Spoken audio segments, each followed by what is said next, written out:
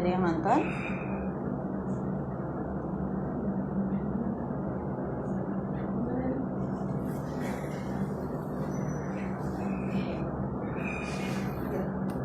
Oke, sudah ada 5 yang nonton ya, Dok ya.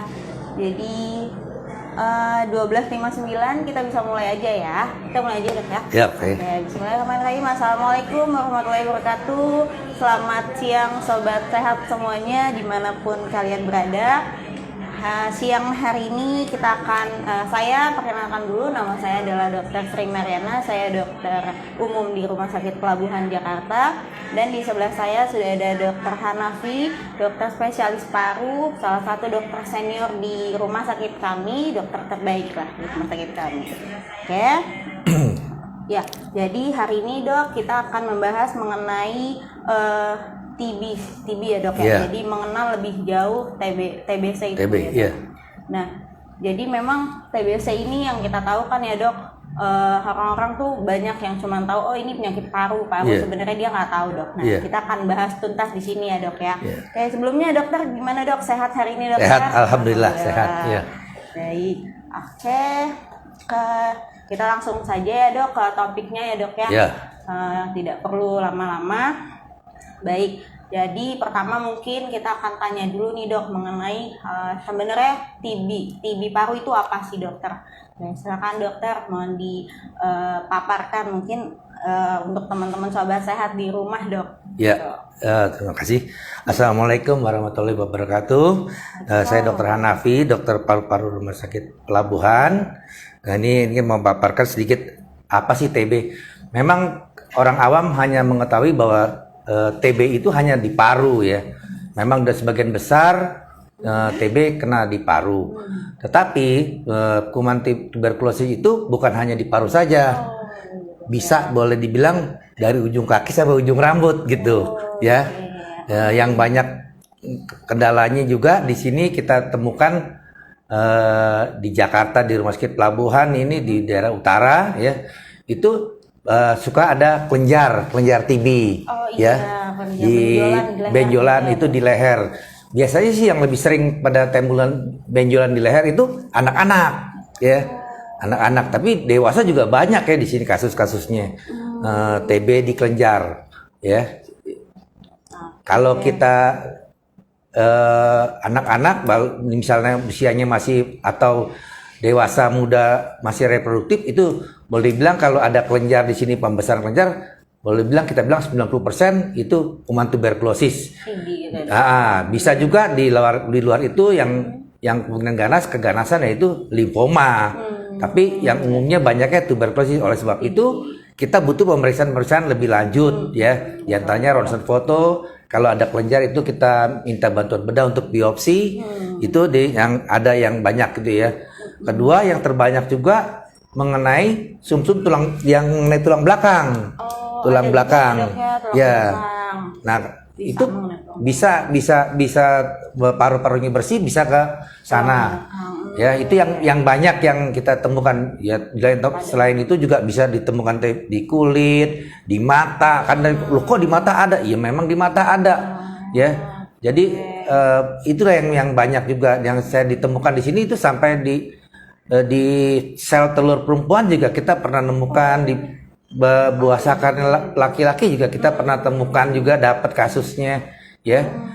Itu kasusnya yang di luar paru ya, yang bisa terjadi. Jadi jangan pikir hanya di paru ya. Ada yang di ususnya juga, ada di perutnya kembung segala macam gitu. TB ya Dok ya. Iya, ternyata TB. Nah, itu biasanya dipastikannya kita biasa minta bantuan dokter bedah kemudian dikirim ke laboratorium hasilnya TB. Kalau TB paru yang memang kadang-kadang agak sedikit menyimpang dari program pemerintah gitu ya. Dimana kalau di pemerintah kita ada batuk-batuk lama, kita periksa dahak. Tapi dokter-dokter itu rupanya agak lupa ya. Dokter puskesmasnya atau mungkin karena yang lain saya tidak tahu.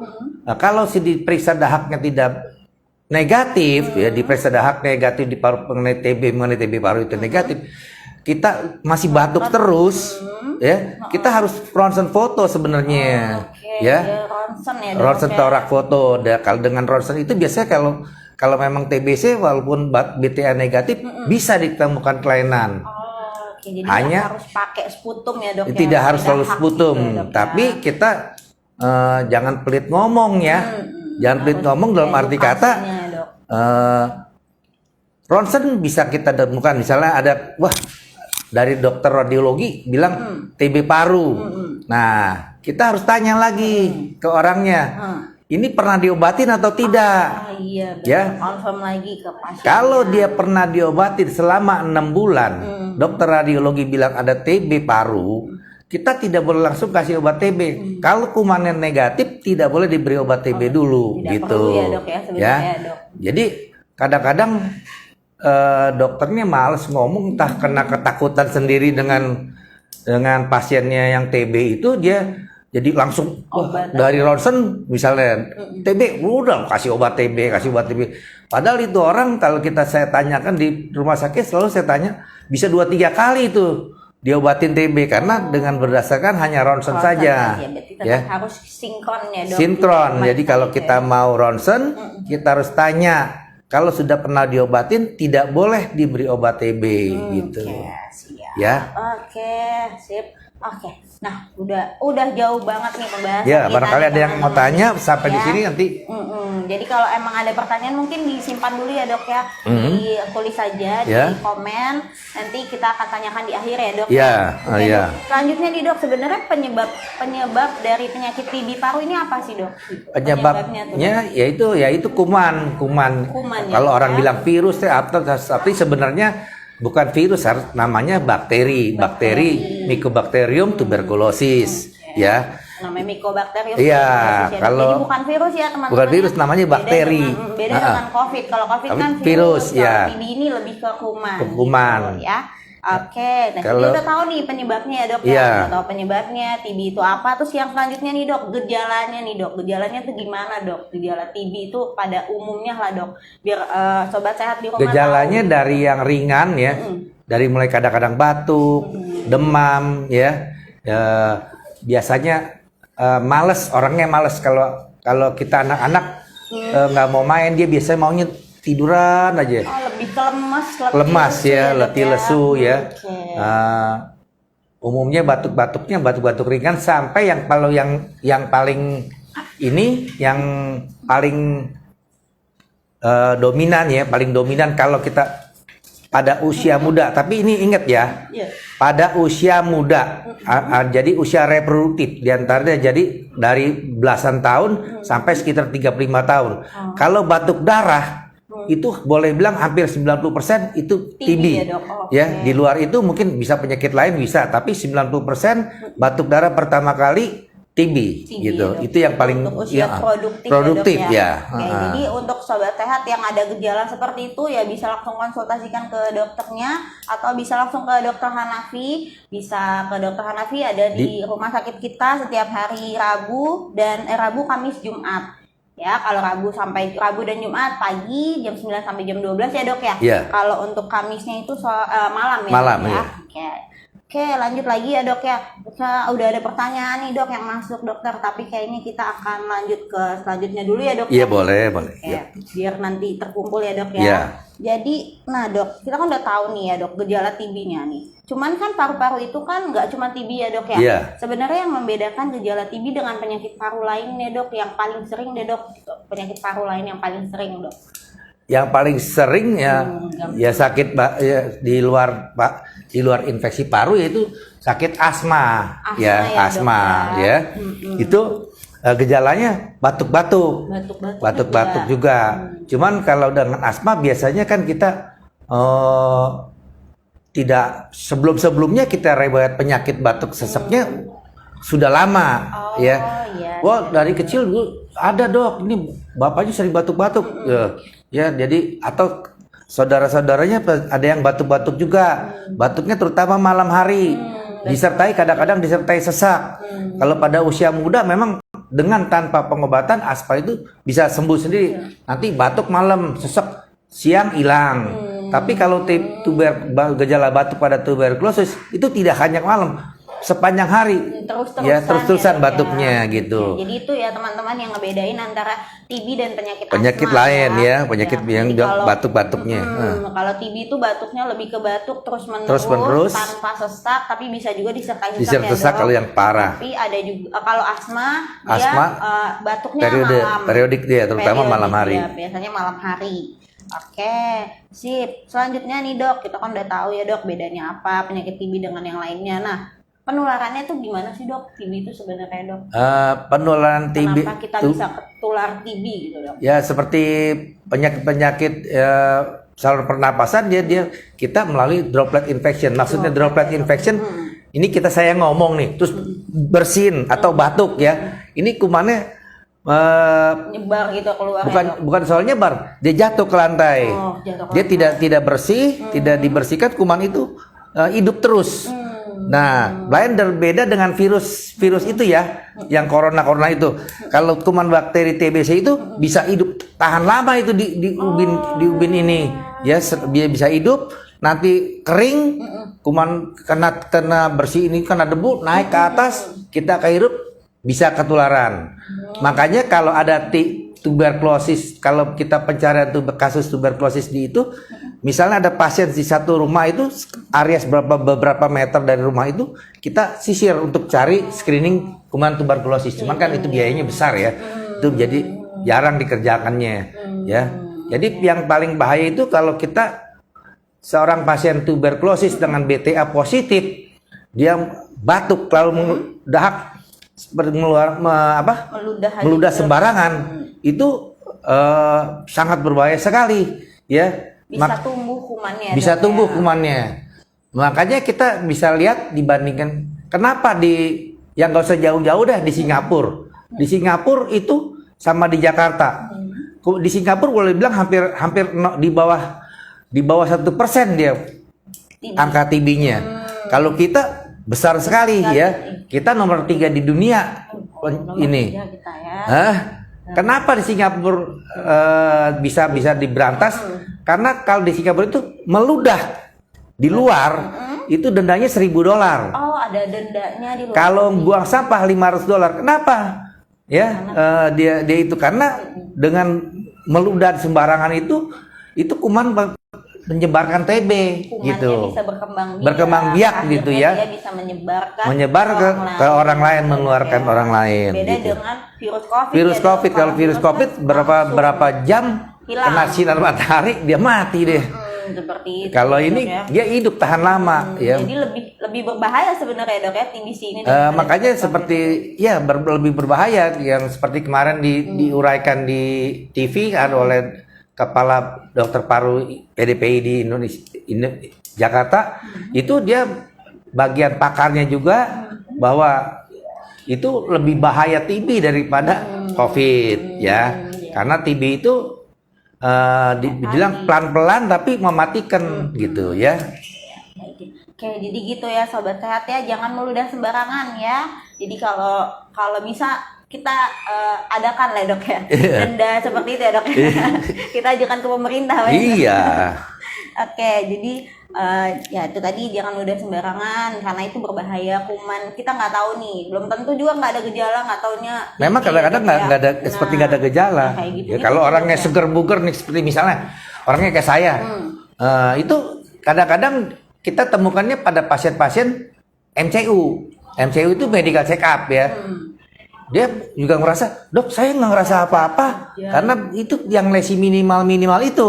Dia baru kena kira-kira di bawah 3 bulan, kok saya nggak lulus katanya. Saya kan orang sehat kok bisa jadi TBC. Nah itu gitu, ya. Itu tuh ya Dok ya. Makanya dia ternyata di luaran buang peludah sembarangan, nular deh ke orang lain. Nular ya. Itulah yang bahaya ya. Itu bahaya banget tuh ya. Nah, penularannya udah tahu nih Dok. Terus pencegahan gimana nih Dok biar kita tidak tertular deh Dok sama si kuman TB ini Dokter? Pencegahannya supaya nggak tertular kuman TB ya, kalau bisa sekarang ini kebiasaan kita memakai masker di ruang publik itu lebih baik gitu ya daripada ini yang buat pribadinya. Terus kita tidak boleh meludah sembarangan, ya itu yang paling penting ya. Ini kalau kita pemerintahnya dan rakyatnya itu sadar, insya Allah bisa teratasi semuanya. Angka TB bisa turun. Tapi kan kita lagi-lagi ke kesadaran dan penerangan itu bukan dokter aja yang dikasih memberikan penerangan. Itu harusnya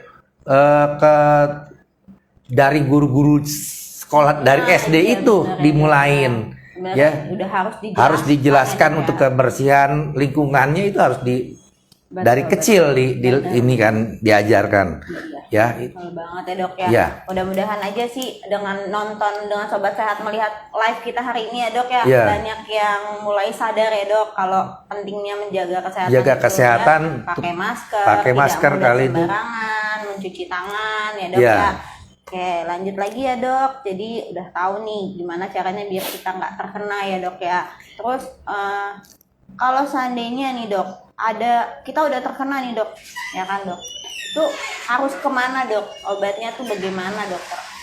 Nah masih ada nih Sobat Sehat misalnya, oh ternyata saya batuk-batuk nih, kemarin batuknya berdarah nih, usia saya 20 tahun nih. Terus tadi dokter Hanafi bilang kalau misalnya itu tuh 90% kemungkinan dia TB ya dok ya. Nah itu harus bagaimana dok gitu ngarahnya? Untuk tahap pertama kita datang ke vaskes pertama, misalnya ke puskesmas atau yang vaskes pertama untuk yang BPJS itu. Vaskes 1 ya vaskes 1. Nanti di sana kita diperiksa dahaknya. Ya, kita harus mau itu kita diperiksa dahak. Kalau negatif, misalnya negatif kita setelah 1 bulan masih tetap juga batuk-batuk dan masih keluar darah, itu sebaiknya kita minta dirujuk ke vaskes yang lebih atas, yaitu ke rumah sakit. RSUD yang kalau sekarang tuh udah ada RSUD, nanti di sana biasa ada petugas ada poliklinik TB atau poliklinik paru di sana khusus ya dok. Nanti kita diminta ini batuk darah sudah diperiksa sputumnya negatif, tapi kita tetap walaupun diberikan obat ya dari dokter di situ masih tetap batuk dan keluar darah. Nah itu kita biasanya diarahkan untuk di ronsen.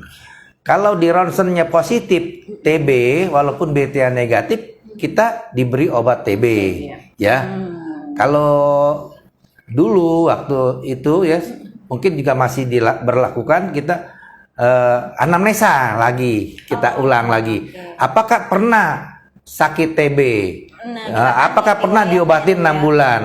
Kalau belum pernah memakan obat TB, BTA negatif, ronsennya positif, itu kita memberi obat TB ya. Kalau misalnya untuk kemungkinan kita salah atau tidak, setelah 2 atau 3 bulan dalam pengobatan obat TB yang dari pemerintah itu, kita ronsen kembali.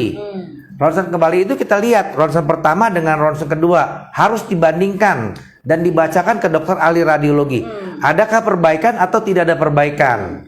Kalau tidak ada perbaikan misalnya sama, kita harus terima bahwa ini bukan TB.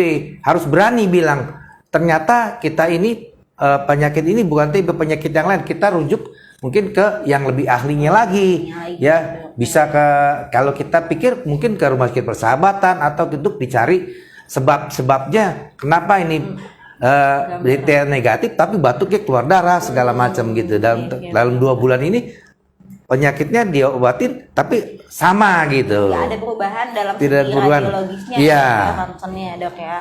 Oke, jadi saya coba ulang ya dok ya. Jadi kalau seandainya ada teman-teman yang punya gejalanya tuh kayak tadi yang sudah dijelaskan, batuk berdahak, batuk lama, berdahaknya ada darahnya, usianya produktif, atau juga batuk kering ya dok, yang usianya mungkin sudah lansia, atau tadi anak-anak ya dok yang lemah, letih, lesu. Ya itu yang pertama dilakukan adalah kita harus ke puskesmas ya sobat saya sekalian, ke puskesmas terdekat. Nah itu diperiksa di sana. Kalau memang nanti di sana diperiksa dahak, dilihat hasilnya, tapi kalau dahaknya negatif, nanti minta rujukan dari sana. Mungkin dari sana akan dirujuk ke vaskes yang lebih atas ya dok, vaskes 2-nya untuk dilakukan pemeriksaan selanjutnya. Dok, karena nih diobatin tapi nggak sembuh-sembuh nih gitu. Ya, dan nanti di vaskes selanjutnya ya baru dilakukan pemeriksaan-pemeriksaan yang tadi sudah dijelaskan oleh dokter Hanafi gitu ya sobat sehat sekalian ya. Oke. Nah, berarti sebenarnya TB ini bisa sembuh ya dok ya? Oh, gampang Karena kan sekali. obatnya udah ada ya Iya. dok ya. Nah itu jadi sobat sehat nggak usah takut ya. Jadi Iya. TB ini bisa sembuh. Kira-kira berapa lama dok? Nah, Obatnya tuh. kalau TB paru, ini TB paru ya, itu sebenarnya untuk sahabat-sahabat yang pendengar yang amati ya, itu gampang sekali sembuhnya ya. Nah, gampang ya teman-teman Gampang. ya. Terus jangan khawatir, pemerintah menjamin obatnya itu. Jangan datang ke dokter, dok saya nggak mau obat-obat ini generik. Alah, obat generik sama itu sama aja. Sama aja, Ya, jadi- pengobatan itu kalau nanti misalnya situ bilang, oh saya nggak mau pakai obat generik, dicoba obat generik dalam 2 bulan misalnya tidak ada perbaikan, baru dari situ minta obat yang mahal. Ya, yang penting pengobatan TB itu bukan mahalnya obat, Diminum tetapi atau enggaknya. keteraturannya, ketaatannya. Kalian itu minum obat, Iya. ya, Betul banget. minum obat yang benar ya. Jadi jangan sampai putus obat, jangan suka bolos. Nah itu Ya, yang penting ya dok ya. itu yang penting. Nah, Pasti karena kan lama nih, insya Dok. Allah sembuh Nah, ya. 90% pasien yang berobat benar dengan teratur itu sembuh. sembuh. Jadi Ya. bisa sembuh ya Bisa dok? sembuh, ya. Jadi minum obat teratur kalau memang sudah terkena TB gitu ya. Gitu ya. Jadi nggak usah takut kalau misalnya kena TB. Aduh saya kena TB nih minum obatnya lama nanti kayak gini Ya. kayak gini. Nggak usah takut ya. Jadi sobat sehat sekalian nggak usah takut karena TB ini bisa sembuh dan obatnya tuh ada sebenarnya gitu. Dan kalau kalian minumnya teratur gitu, minumnya tepat waktu, disiplin, kontrolnya rutin ke dokternya, nah itu bisa sembuh ya dok ya. Iya. Oke. Ya, terus dok sebenarnya yang tadi lagi dok berhubungan sama obat paten sama generik dok, obatnya tuh sebenarnya gratis atau berbayar dokter sebenarnya dok? Kalau obat gratis, kalau saya ya, saya berhubung dari dulunya juga bekerjanya di rumah sakit pemerintah, ya. Jadi biasanya kita memakai obat-obat generik, ya. Barangkali pasien saya yang sakit TB itu 90% dari golongan yang ke bawah semua jadi yang pakai obat generik, ya. Itu dan hasilnya juga baik. Nah. Jadi apa yang saya bilang bukan saya bukannya saya mempromosikan obat TB generik itu bagus segala macam, tapi kenyataannya Memang seperti itu ya. Kenyataannya seperti itu. Kalau ada itu dari sekian banyak itu, boleh saya bilang misalnya, saya makanya seperti tadi nggak berani bilang 100%, mungkin sekitar 5%-an ya, itu ada orang-orang yang tidak bisa pakai obat generik. Oh, Ya. ada tapi Ada. Nanti kita pakai obatnya non generik bisa. Ada. Jadi itu biasanya dengan gatal-gatal hebat ya, itu alergi itu ya, Dok, ya? boleh bilang jarang selama itu. Nah, jadi bukannya jarang itu kan kita selalu ada dalam penelitian itu ada sekian persen, 5% ke atas, 5% yang ekstrim, 5% yang jeleknya. Nah itu nggak sampai 5% orang-orang yang tidak bisa pakai obat generik, itu yang ada alergi obat. Itu dari baru 1 kali kita kasih obat aja, belum kita kasih obat 2 minggu, baru 2 hari aja dia udah kembali lagi. Gatal-gatal hebat sampai semuanya merah badan itu. Itu hanya sedikit sekali gitu ya. Bisa dihitung jari. Bisa lah ya, dihitung Dok. jari dalam pengobatan dalam setahun, bukannya dalam setahun bisa dihitung jari tangan saya, Bisa dihitung ya. jari orang Yang alergi terhadap generik. obat-obat yang sampai sedemikian sampai tidak bisa pakai obat generik gitu, Ya, ya. dia harus pakai obat paten Obat paten berbayar ya, yang Dok, ya. berbayar. Nah, jadi seperti itu teman-teman sobat sehat sekalian. Jadi obatnya tuh gratis ya. Kecuali Gratis. kalian ada alergi terhadap Alergi obat-obat obatnya. yang tersebut gitu, karena setiap orang kan imunnya beda ya dok ya. Iya, Reaksi beda-beda, alergi iya. beda-beda ya dok ya gitu. Wah seru sekali perbincangan kita siang hari ini ya dok ya. Oke dokter, udah banyak pertanyaan nih dokter dari sobat sehat di rumah dok. Kita mulai aja ya dok ya pertanyaannya dok ya, ambil jalan, nanti kalau ada pertanyaan lagi boleh langsung ditulis saja di komen ya teman-teman. Oke, jadi pertanyaan pertama nih dok, apakah bronkitis itu termasuk TBC dok? Katanya sobat sehat. Nah, ini kadang-kadang istilah-istilah itu didapat dari para dokter yang biasanya sih dokter umum ya. Dokter umum itu tidak berani mengatakan ini TB, ya. Jadi dia bilang kadang-kadang bronkitis, oh ini flek sedikit kok, ini TB, bukan, ini cuma flek. Karena kadang-kadang bukannya saya membelain dokter umum. Kenyataannya saya sendiri ini ngalamin beberapa pasien saya bilang, gila dokter, saya nggak mau TB, saya bukan TB nih. Oh, masih itu. Saya bilang terus terang TB ini. Tidak percaya, tidak menerima. Ya, kata dokter sana saya cuma flek doang, kok dokter bilang TB katanya. Nah, jadi kadang-kadang kalau saya bilang bronkitis, itu saya terangin ini bronkitis bukan TB. Ya. Jadi istilah bronkitis ya bronkitis tapi bukan TB. Ada lagi yang pernah saya dapat kasus seperti kayak gini ya. Untung saya buat tumor paru bukan bronkitis, bukan TBC katanya. Amit-amit dok, jangan TBC, saya mau mendingan tumor katanya.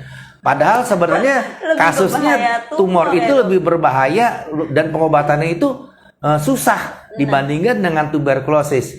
Kalau kita didiagnosa tuberkulosis itu, kalau misalnya nggak ada halangan, kalau misalnya saya misalnya ini orangnya bukan manusia, bukan ciptaan Allah, saya pasti bilang, ini motor, ini businya doang diganti, ibaratnya gitu.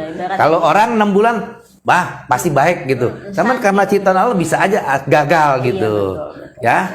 Cuman obatnya sih ada ya. Obatnya ada, gampang. Yang tumor paru itu. Iya.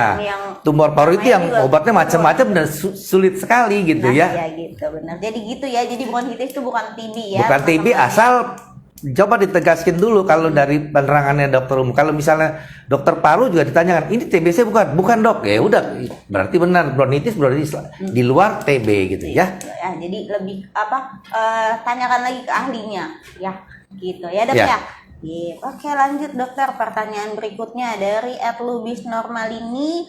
Jadi TBC paru dan TB tulang sama atau tidak dok? Terus bagaimana sih dok cara pengobatannya TB paru dengan TB tulang nih dokter? Kalau TBC paru dan TBC tulang, kumannya sama. Kumannya sama, kuman tuberkulosis. Pengobatannya sama, tapi jangka waktu pengobatannya itu berbeda. Kadang-kadang kalau TBC tulang harus diikutin dengan dokter bedah tulang yang ikut berperan ya. Bersama ya. Rawat bersama ya. Contohnya kena tulang belakang, dia nanti harus dibetulin tulang-tulangnya. Ada yang kena tulang di tulang pinggul sini ya. Nanti harus kerjasama. Dan pengobatannya itu tidak 6 bulan. Biasanya lebih dari 1 tahun ya. Lebih lama kita. Nanti sesuai dengan di mana lokasinya, kerjasama dengan dokter bedah tulangnya, biasanya itu tidak ada yang 1 tahun, biasanya 1,5 tahun sampai 2 tahun tergantung keadaan pasiennya, klinis pasiennya ya. Dan lagi-lagi harus rutin, pemeriksaan ya dok, harus rajin nih kontrol ketemu sama dokter parunya, sama dokter tulangnya ya, karena kan dia 2 organ yang ya. Mudah-mudahan kita jangan sampai terkena TB tulang ya dok ya, karena lama sekali dok. Walaupun emang pengobatannya sebenarnya ada gampang juga ya. Oke, lanjut lagi dokter. Ini dari dok, dari sejawat kita dokter, dari dokter Dewi Indriani dok. Jadi beliau bertanya dokter, ada yang disebut dengan TB laten ya dok ya. Jadi TB yang nggak ada gejala nih dok, contohnya dia dari pemeriksaan di TB ya dok ya. Nah, itu tuh sebenarnya butuh pengobatan nggak dokter? Gitu. TB laten tanpa gejala ya dok. Iya. TB laten itu yang seperti kalian mesti tahu, TB laten itu ditemukan TB laten itu biasanya pada orang-orang yang ingin berangkat ke luar negeri. Ya, ada beberapa negara Eropa dan Amerika, ada negara Amerika dan beberapa negara Eropa itu setiap orang yang mau berangkat dan menetap di sana lebih dari 3 bulan diminta dilakukan tes IGRA. Tes IGRA ya teman-teman ya. Ya, tes IGRA. Jadi tes IGRA itu untuk mengetahui adanya infeksi kuman TBC atau tidak. Walaupun dia tanpa gejala ya. Walaupun justru dia ditemukan pada orang-orang yang sehat bugar ya, sehat bugar. Kalau dia termasuk Australia juga ya, itu Australia ya. Itu dari pengalaman saya itu ada orang yang mau berangkat ke sana untuk menetap. Biasanya pekerja migran, ada pekerja yang kontrak ya. kontraknya lebih dari 3 bulan diminta IGRA. Kalau IGRA positif mereka tidak terima. Tidak terima. Dia harus diobatin. Ya. Diobatin. Pengobatannya itu masih obat-obatnya sama dengan obat-obat TB. Ada yang memakai obat 3 bulan, ada yang 6 bulan. Itu nanti bisa ke konsultasi langsung ke kita kalau dapat yang seperti itu, ya. Karena obatnya berbeda, yang 3 bulan obatnya lain, yang 6 bulan obatnya lain, ya.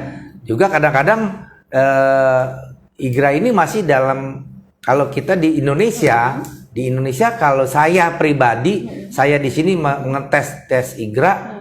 Kalau untuk yang biasa kita tidak menganjurkan, karena orang Indonesia umumnya banyak bisa dapat positif. Karena tes IGRA itu kita seperti ada kuman masuk. Kuman masuk nih. Misalnya saya mungkin IGRA bisa positif. Orang sehari-hari ketemu kuman TBC, ya. Tapi kita di positif tapi tidak sakit, ya hanya diawasin. Kalau saya pribadi saya nggak mau makan obat. Orang sehari-hari kena temu kuman TBC, ya. Nah, kenapa kita sehat? Tadi seperti kita bilang, kita jaga kesehatannya dengan pakai masker. Pada periksa pasien memang kok dokter Hanafi berani. Oh, kamu nggak tahu tekniknya. Kita nggak pernah kalau misalnya nih ya Bu dokter ini sakit TBC, saya nggak mau berhadapan gini. Saya pasti dia lebih tinggi dari dia, atau dia nggak boleh. Ini saya pasti memalingkan muka, ya. Tanpa dia ketahui. Jangan sampai ada pasien yang kadang-kadang digituin, tersinggung. Tapi kita dengan cara halus, bagaimana caranya untuk menghindari itu, ya, agak berjauhan. Mana kuman bisa lompat 2 meter gitu ibaratnya kan. Benar. Jadi begitu, ya. Kan udah profesi ya dok ya. Gimana lagi ya dok? Ya, karena harus kita hadapin gitu ya, jaga kesehatan, istirahat yang cukup segala ya. Betul. Nah, kalau TB laten itu, jadi itulah yang TB laten itu yang pasien-pasien untuk medical check up, ya. Jadi selama dia sebenarnya nggak ada gejala, lagi konsul lagi ya dok ya ke dokter Pak. Ya, kalau dok, ya, dilihat seberapa luas sih sebenarnya ini kumannya gitu ya dok ya. Iya. Terus kalau misalnya tadi kalau dokter lebih ke tidak memberikan obat ya dok kepada tidak memberikan obat, ya, dok, tapi kalau memang negaranya minta, kita langsung tidak luluskan untuk MCU-nya gitu ya. Oke, nah TB laten ini kan nggak ada gejala ya dok, bisa menularkan nggak dok ke orang-orang terdekat dia, misalnya yang serumah gitu dok, yang tinggal bareng, bisa nggak sih dok sebenarnya dok? Lo kalau kumannya bisa menularkan kalau kita itu berada kuman TBC itu berada di paru-paru dan sudah membentuk sarang-sarang di paru-paru, terus dikeluarkan lagi, nah itu ada kuman TBC-nya. Ini boro-boro mau keluar nularin orang, di dalam dirinya sendiri aja dia nggak berkembang gitu. Jadi ya, tidak bisa ya. Tidak bisa menular kalau TB laten itu tidak menular. Dia dikeluarkannya dari batuk ya. Iya, dan mereka kenapa tidak mau menerima? Dikhawatirkan mereka kuman TBC yang laten itu dia berkembang di sini, terus tanpa dia sadarin waktu itu dia keluarkan ke itu, jadi dia nggak mau terima gitu ya. Untuk di luar negeri ya dok ya. Iya, di luar negeri. Kalau di Indonesia, kalau orang minta TB laten minta di IGRA untuk kerja di kantornya, kayaknya itu terlalu berlebihan. Ya. Benar. Karena kita yang tadi dibilang ya dok, kita peringkat ketiga ya dok. Peringkat ketiga dan kita udah endemis, seperti nanti ini yang dibilang COVID itu kata mau endemis, ya udah masa semua terus-terusan tes kan gitu. Betul banget ya dok ya. Oke, sip. Selanjutnya nih dok, dari dokter Dika dokter. Jadi ada pertanyaan dok, katanya untuk kita nih yang awam yang harus jadi peringatan terhadap penyakit TB ini apa ya dok gitu. Peringatan dok terhadap penyakit TB ini tuh apa gitu dokter. Kayak misalnya yang tadi mungkin lebih ke pencegahannya kali ya dok ya. Iya. Gimana? Kalau kita sebagai dokter emergensi, kalau kita jaga malam, besok paginya harus cukup istirahat. Nah, ya. Itu tuh yang penting gitu ya. Terus kalau pada orang yang laki-laki atau mungkin juga ada perempuan, nggak tahu saya kalau perempuan dokter yang merokok. Saya di sini saya lihat nggak ada dokter perempuan yang merokok. Kalau yang laki saya nggak tahu, itu jangan merokok, karena merokok itu bukannya penyebab jadi TBC, tapi merokok itu melemahkan daya tahan paru-paru kita sehingga kuman gampang masuk dan bisa berkembang. Betul. Kalau kitanya tidak merokok, paru-paru kita sehat dengan baik, insya Allah kuman nggak berkembang gitu ya. Terus jangan kalau di emergency, kalau kita ragu-ragu, jangan berhadapan langsung ke orang. Dan yang kebetulan dan kita di sini kan banyak sekali masih pakai masker. Iya. Gak usah terlalu khawatir gitu ya. Dengan memakai masker kita setidak-tidaknya mencegah penularan ya. Merisiko penularan. Jangan berhadapan langsung. Saya khawatirnya justru saya takutnya kalau mereka ini lagi duduk nulis, ada pasiennya duduk dan berdiri. Iya, itu. Berdiri, nah itu dia. Kalau berdiri dia sambil ngomong, pasien, waduh saya paling takut deh. Karena itu muncratin kesadaran ke saya. Benar. Makanya tidak heran kalau di rumah sakit kadang-kadang front office yang pendaftaran itu bisa kena TB atau waktu dulu kena kuman COVID kan pada kena COVID. Banyak ya, Dok, ya. Karena itu disemprot langsung. Posisinya lebih rendah ya. Iya, Dok, posisinya lebih rendah gitu, ya. Jadi gitu ya, tetap pakai masker. Terus kita harus perhatikan juga posisi ya, Dok ya. Posisinya kalau pasien jangan kasih berhadapan, dia lebih tinggi dari kita. Namanya pasien kan dia lagi sakit ya, Iya. Dok, ya. Kita nggak tahu nih sakitnya apa. Nah, seperti itu ya, sejawat semuanya. Oke. Udah banyak nih, Dok, pertanyaan yang masuk, Dokter. Iya, nggak apa-apa. Kita lanjut lagi, Dokter, dari Bunda Fahri Krismayanti. Dokter mau tanya dong, apakah ada prosedur khusus untuk isolasi pasien TB, Dok, terutama isolasi di rumah, Dokter? Kalau di rumah sebenarnya sih penderitanya harus pakai masker. Nah, Satu. Kedua, yang paling penting balita tidak boleh masuk. Balita. Terus adakah pasien-pasien yang satu rumah itu orang tua yang mempunyai penyakit komorbid? Komorbid yang paling bahaya yaitu kencing manis. Ya, sakit gula. Sakit gula. Kalau sakit gula, ibaratnya kalau kita bisa utarakan secara kasar, ya, kuman satu ke saya nggak kena, nggak apa-apa. Tapi kalau kena yang pasien anak-anak dan orang kencing manis, itu langsung jadi, ya, jadi lagi bisa satu kuman itu dia langsung bisa ketularan karena daya tahannya lemah atau penyakit-penyakit yang dengan memakai obat-obat kemoterapi, dengan imunokompromisi, yang imun yang rendah gitu, Dok, ya. Jadi orang-orang yang punya penyakit komorbid dan balita jadi dipisahkan dulu. Ya. Itu berapa lama, Dok, kira-kira? Kalau teori sih 1 minggu, tapi saya biasanya ke pasien saya bilang 1 bulan dah. 1 bulan, 1 bulan dulu ya. Biasanya sih 1 minggu. Secara teoritis kuman diobatin dengan obat TB 1 minggu udah. Walaupun keluar itu kuman mati katanya, ya. Tapi tetaplah kira-kira 1 bulan lah, nggak lama daripada kita pastiin 1 minggu, atau masih ada yang hidup, susah. Betul Ya. banget, Dok. Lebih baik mencegah. Betul. Gitu deh. Jadi gitu ya, sobat sehat, atas nama Bunda Fahri Krismayanti. Jadi dipisahkan dulu nih kalau dia ada balita, ada lansia dengan komorbid. Minimal 1 bulan dulu, jangan ketemu, boleh sih ketemu tapi pakai masker. Yang sakitnya terutama pakai masker. Terutama yang sakitnya yang pakai dimaskerin. masker gitu. Oke, sip. Oke, lanjut lagi nih, Dokter. Dari sejawat kita lagi, Dok. Dari Dokter Adel nih, Dok. Dokter ingin bertanya, kenapa jika kita kena TB nih harus cek HIV juga, Dok? Nah, ini pertanyaan TB HIV ini sebenarnya hubungannya sih karena program ini dari pemerintah, sama juga orang hamil diperiksain HIV kan, lalu lagi hamil bulan pertama atau mau praktis itu karena udah agak banyak sekali HIV.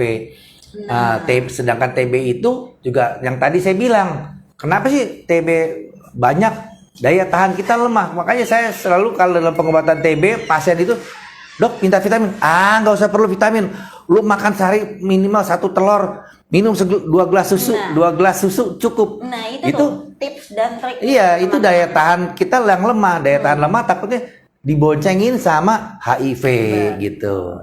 Jadi lagi-lagi sistem imun ya. Sistem imun dan juga ini program pemerintah untuk mencegah memberantas HIV juga sih, ya. Oke deh, seperti itu jadinya ya. Jadi sebenarnya ini program pemerintah nih, kayak kenapa kita harus diperiksakan juga TB dan HIV karena rata-rata tuh ini nggak sih, Dok, misalnya dia TB itu dicek HIV, nggak taunya HIV-nya positif, gimana tuh, Dok? Banyak nggak sih, Dok, yang kayak gitu, Dok? Sebenarnya kalau kita bilang banyak tidaknya, boleh dibilang saya ibaratnya saya ke contohnya ya, saya berpraktek 1 tahun paling banyak 10 kali, nggak sampai 10, tidak terlalu banyak. Ada tapi tidak terlalu banyak. Umumnya kalau kita yang kecolongannya, kalau itu kita nggak nanya-nanya siapa masalah narkoba atau masalah seksualnya ya.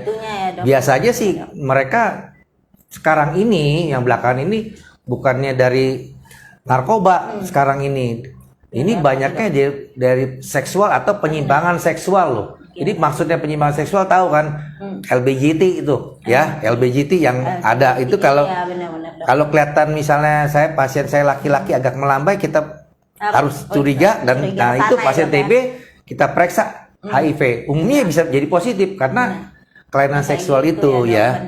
Dari polanya dia. Pola kehidupannya. Kalau beberapa tahun mungkin 10 tahun ke belakang dulu biasanya kalau narkoba, tapi sekarang justru lebih banyak seksual. Iya. Oke, jadi seperti itu ya sobat sehat sekalian. Jadi kita harus jaga-jaga diri juga ya. Oke, lanjut lagi nih dok, pertanyaannya dari RLD Juan. Assalamualaikum Dokter Hanafi, mau bertanya, setelah pengobatan berapa lama penderita TB dianggap aman, tidak dapat menularkan lagi ke orang lain dok? Gitu. Berapa lama nih dok pengobatan? Kalau pasiennya tidak ada penyakit lain yang seperti TB, penyakit gula ya. Satu yang tadi saya bilang, kalau di teori 1 minggu sudah habis ya. Kalau saya sih menganjurkan pada itu biasa di poliklinik saya 1 bulan sudah aman tidak menularkan, tapi belum sembuh ya. Jadi ingat, bukannya aman aja, itu 1 bulan makan obat, bener nggak dia makan obat? Takutnya nanti sebentar makan, sebentar enggak, nah itu percuma aja gitu ya. Nah, jadi kalau 1 bulan penuh itu insya Allah aman, tapi belum sembuh. Kenapa saya bilang tanda kutip pasien normal loh? Kalau pasien DM kencing manis itu nggak bisa dibilang 1 bulan. Itu sepanjang dia sakit nggak aman.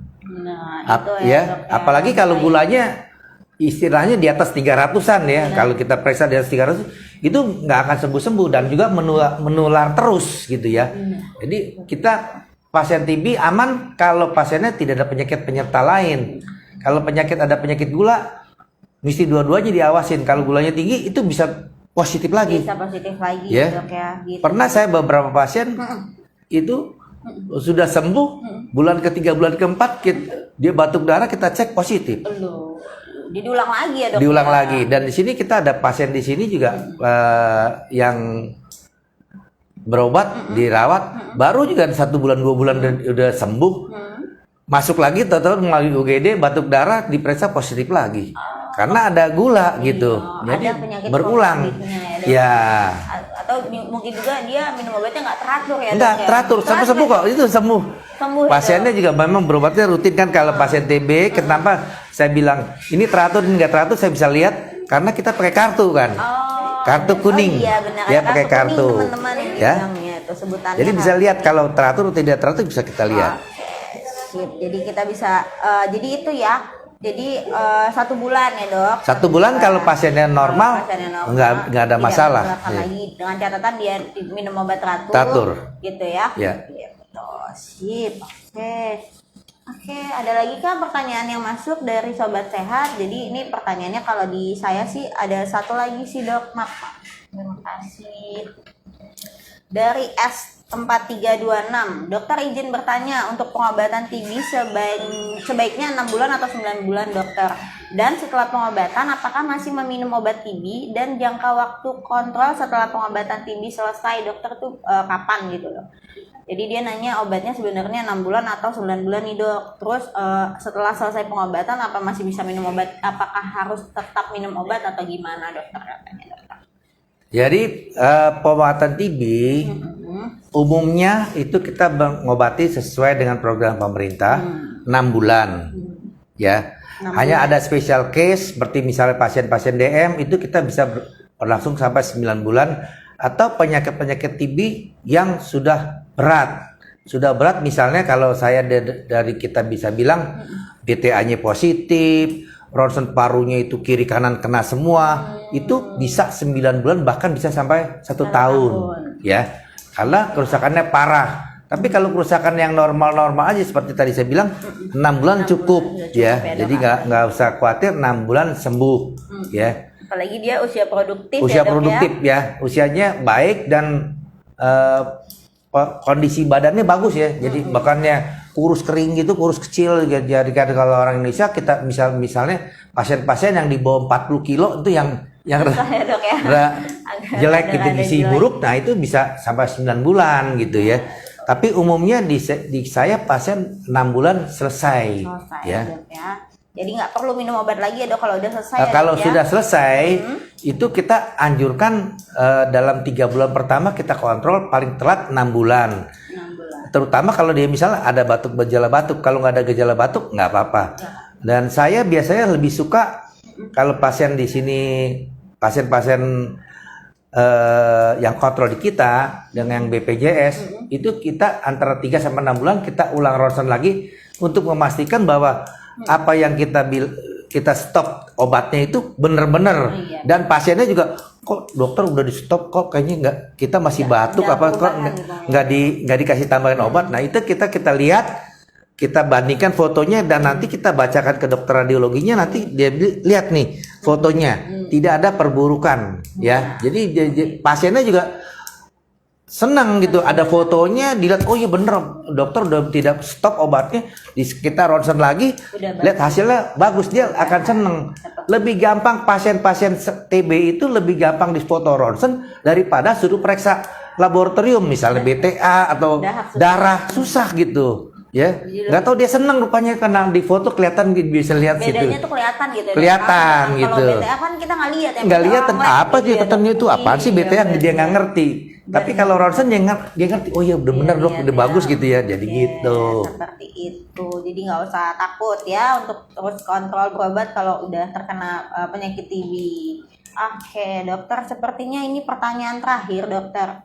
Nah, jadi kan obat TB ini lama ya, Dok? Iya. 6 bulan ya, Dok, berobatnya. Bahkan sampai ada yang 1 tahun. Iya. Untuk TB paru aja nih, Dok. Nah, gimana sih, Dok, solusi bagi pasien yang kena TB tapi dia nggak punya gangguan psikologis, dokter? Jadi dia lebih mengurung diri di kamar, lebih ke jadi bikin imunnya turun gitu, Dok. Solusinya tuh bagaimana, dokter? Biar dia tetap mau minum obat, karena rata-rata kayak, aduh saya kena TB nih, kayak gini bisa nularin ke orang, dia down sendiri. Iya. Dokter, itu solusinya gimana nih, dokter? Kalau dari dokter? Nah, gitu, Dok. satu ya keluarga yang kita di TB itu namanya PMO, pengawas minum obat, yang berperan banyak. Dan kalau saya sih di klinik saya selalu kasih semangat ya ke pasiennya ya. Tetap keluarga, Belakangan ini kayaknya saya baru kira-kira 4 bulan belakangan ini baru saya nemukan satu pasien juga, tadinya dia udah down ya, karena dia ini jadi cerita pasien saya sendiri ya. Itu ada pasien saya yang dirawat di sini di Rumah Sakit Pelabuhan, itu sampai tidak mau sekolah. Tidak mau sekolah dan juga sakit paru-parunya juga nggak mau berobat. Saya bilang, kamu harus sekolah, harus sembuh. Ini penyakit bisa sembuh, ya. Dan sekarang ada hasilnya bagus. Itu pasiennya juga mau melanjutkan sekolahnya, ya. Ya terus terang ini pasien itu perawat ya. Tadinya dia nggak mau sekolah perawat. Saya bilang dia nggak senang, katanya saya jadi perawat ngapain? Saya bilang sama dia, lu mesti lulus dulu sekolah. Nanti udah selesai lulus perawat, kamu nggak senang di perawat, kamu bisa duduk di atas sebagai manajemen. Kamu sekolah manajemen. Sama juga ada yang dokter-dokter, ada teman-teman yang kadang-kadang, aduh males ngeliatin pasien. Kamu harus lulus, kamu harus lewatin semua itunya. Gak ada yang sekolah yang semuanya enak. Yang gak enaknya buat siapa? Nah, kamu udah selesai lulus, dapat ijazah S1. Nah, saya nggak senang praktek. Jadi manajemen, lu jadi direktur bisa ibaratnya. Atau bagi administrasi ya, medical record, manajemen untuk apa segala macam bisa di sana. Bisa aja ya dok ya, kualitas hidup selama kualitas hidupnya tuh bagus. Bagus ya. Sekolah mau, minum obat mau. Karena ya tadi dibilang ya dok, TB itu sebenarnya bisa sembuh. Bisa sembuh. Kalau jadi kaliannya semangat. Harus semangat dan keluarga juga harus memberi semangat. Kadang-kadang keluarga sendiri, aduh gua takut ketularan, malu repot dah kalau itu. Itu juga ya dok, keluarga. Padahal juga tuh. ke dokter ketemunya kayak di saya sebulan sekali. Di rumah kan itu sebulan tiap hari. Kalau bener, dok. Ini kan nggak bisa kan. Betul. Sama juga kalau kita bandingkan anak sekolah. Kalau anaknya nakal, gurunya disalahin. Iya. Sebenarnya bukan gurunya disalahin. Tapi orang rumahnya ya, itu harus diperbaikin gitu ya. Betul. Jadi ya. harus didukung sama keluarga. Ya. Dari keluarganya nih. Jadi nggak usah takut ya buat keluarga di rumah yang ada keluarganya lagi kena TBC, TB paru, gak usah takut ya. Yang tadi dibilang minimal dia pakai masker dulu, jangan mudah sembarangan. Terus diawasi obatnya, karena kan yang ketemu dengan pasiennya itu kan orang yang rumah tiap hari yang orang rumah, bukannya gitu. dokternya. Sama dokter kan cuma sebulan sekali. Iya. Dok. Nah gitu, jadi nggak usah takut ya. Oke dok, ternyata ada lagi dok pertanyaannya dokter. Jadi nggak jadi pertanyaan terakhir jadinya dok. Dok tanya dari Selvi Relita. Dokter tanya dong dok, bagaimana dengan old TB dokter? Apakah pasien dengan gambaran old TB sudah dipastikan sebelumnya positif TB gitu dok? Pertanyaannya dok, old TB lama mungkin ya dok maksudnya ya. dokter? Nah ini tadi kan saya bilang daya tahan kita bagaimana ya. OTB itu bisa dua, ada yang pernah diobatin, ada yang tidak diobatin. Tapi biasanya OTB itu kalau yang tidak diobatin cacat. Nah cacatnya itu biasanya kan kita orang kampung, orang dari kampung dia nggak tahu dia makasih berobat juga ronsen boro-boro mau BTA, ronsennya juga ada di kampung. Dia udah lama datang ke sini, dia udah rusak. Kita bisa lihat kalau OTB-nya tuh misalnya kelainannya udah jelek gitu ya. Nah, untuk memastikan sekalian nanti seperti tadi saya bilang kalau misalnya mau pasien sekali dia tidak nular segala macam, saya di sini di poliklinik ya selalu untuk periksa dahak itu susah ya. Kita di sini kita pernah ada waktu saya baru lulus saya coba periksa dan kebetulan waktu itu direktur rumah sakit juga mendukung saya. Itu pengobatan gratis dan pemeriksaan sputum gratis, itu dikirimnya ke Persahabatan.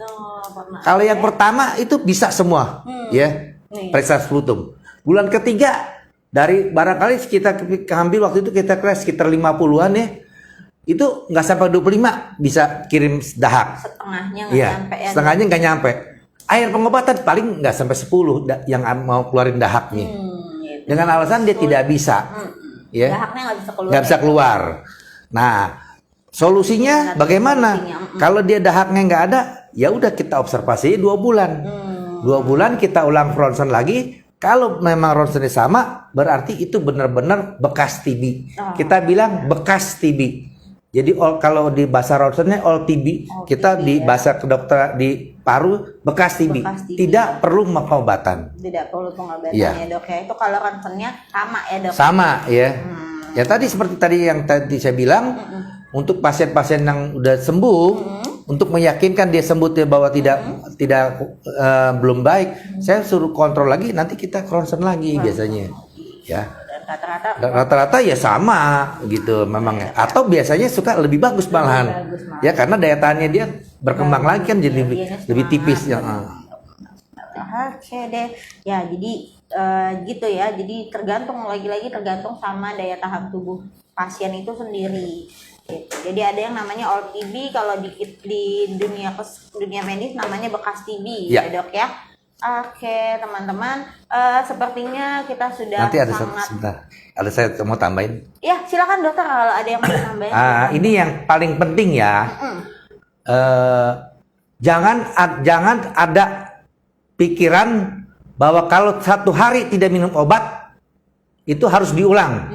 Itu pesan saya. Ya. Sekarang bandingkan misalnya anak ibu kan pasti semua pada pernah sekolah.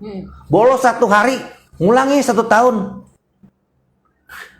Ya, coba pikirin aja. Bener. Kita pakai logika aja. Bolos 1 hari atau misalnya dia sakit kena tipes 1 minggu dirawat di rumah sakit. Lu ngulang lagi tahun depan. Waduh, stres anak-anak ya dok ya. Bisa stres semua, bisa nggak ada yang mau sekolah.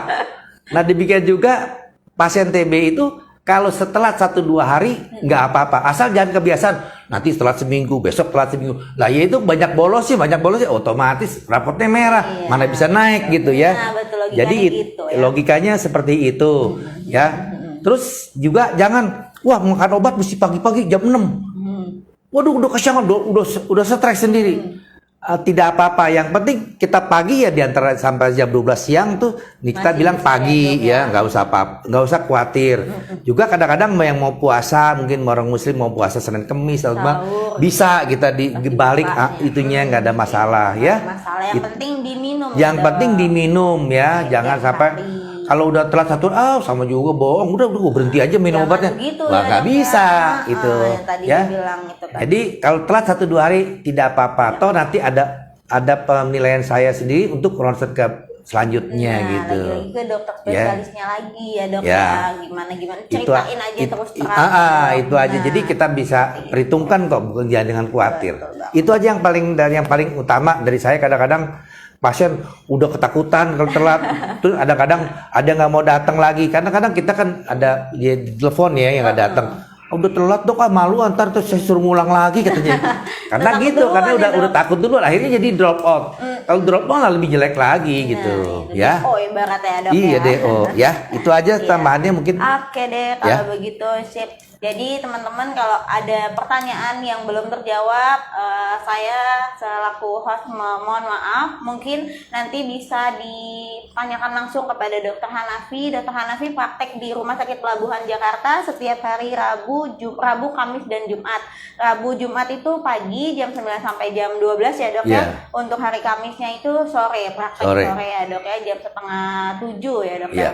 6:30. Dan Nah, untuk dotsnya Senin. ya untuk polidotnya, polidot ini khusus untuk TB. TB ya teman-teman. Jadi setiap hari Senin kalau Ya. dokter Hanafi sebenarnya gitu. Nah terus teman-teman juga kalau seandainya tidak bisa hadir ke rumah sakit untuk berobat, bisa juga pakai IHC Telemed ya dok ya. Ya. Jadi kita ada IHC Telemed, bisa di-download di App Store ataupun di Play Store. Download IHC Telemed, nanti di sana ada dokter Hanafi juga, ada juga dokter-dokter yang lain kalau teman-teman mau konsultasi tanpa harus ke rumah sakit. Seperti itu. Jadi sekian ya dok perbincangan kita hari ini, luar biasa sekali. Saya juga dapat ilmu baru. Semoga teman-teman di sana bisa memahami intinya gitu. Intinya seperti apa. Jadi kalau kita tahu berarti kan kita bisa mencegah ya dok ya. Iya. Karena kalau nggak tahu ini yang susah ya dok. Kadang orang kayak mikirnya apa sih gitu-gitu. Sama kayak COVID aja sebenarnya ya dok. Iya. Sekarang yang lagi tinggi ya dok. Oke. Ya mudah-mudahan kita jauhkan dari segala penyakit tersebut ya dok. Ya, amin. Oke baik, terima kasih banyak Dokter Hanafi sudah mau berbagi pengalaman dengan sobat sehat di rumah sekalian dan dengan saya juga terutama. Oke, semoga dokter sehat terus ya dok. Amin. Terima kasih banyak. Sekian dari kita ya dok ya. Ya. Assalamualaikum warahmatullahi wabarakatuh. Waalaikumsalam.